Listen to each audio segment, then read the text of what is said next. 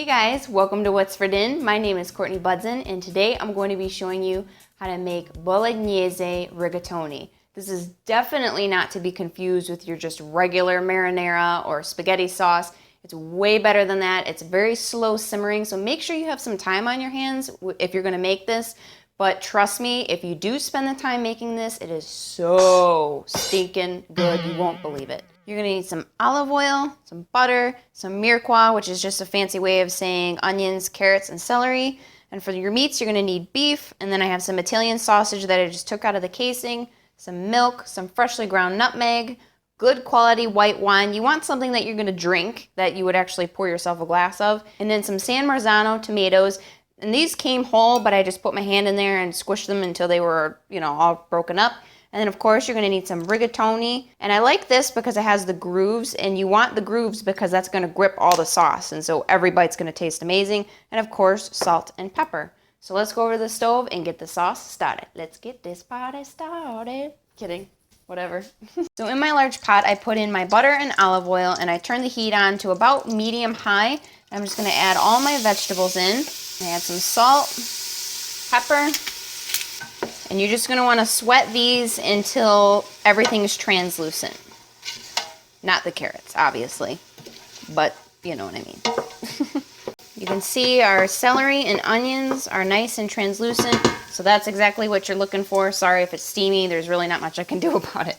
So now what we're going to do is add all of our meat in, and we're going to cook this until it's brown.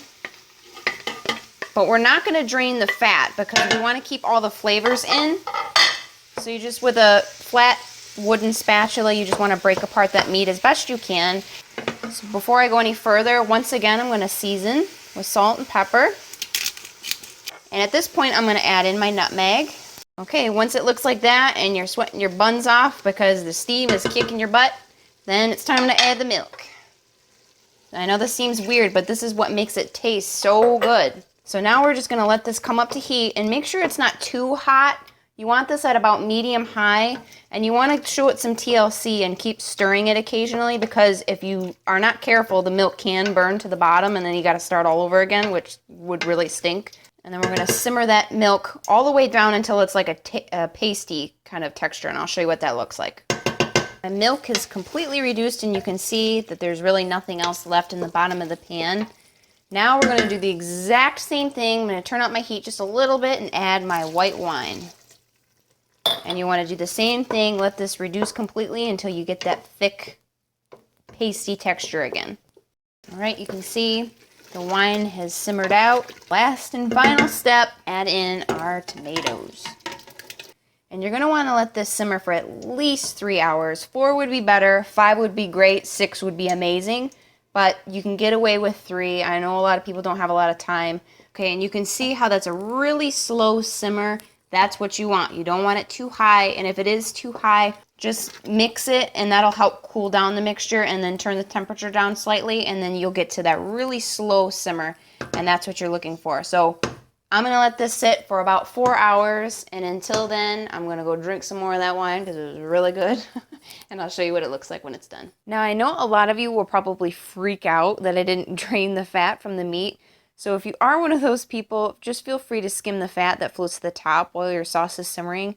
And also, if your sauce becomes too thick, too fast, and you want to cook it longer, just keep adding splashes of water as needed just until you get the thickness you want.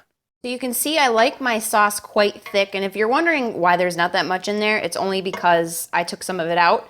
So what I like to do is take some of my sauce and put it in my pasta, because I don't like naked pasta.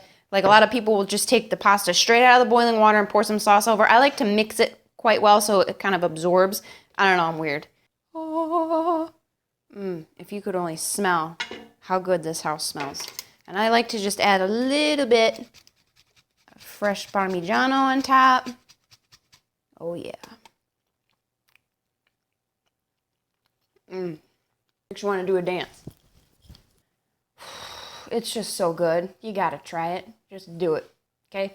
Just to make it, eh? Okay? Okay. So if you want to make this recipe, just look in the description box below. I leave all the measurements as well as the written instructions. And if you do recreate this recipe, please tag me on Instagram. I would love to see your post. Also, don't forget to subscribe because I have many more recipes to come and I wouldn't want you to miss anything, and subscribing is free, so you don't have to worry about getting any charges because it doesn't exist. It don't exist. Got it? Get it good. But thank you so much for watching and we'll see you next time. Bye.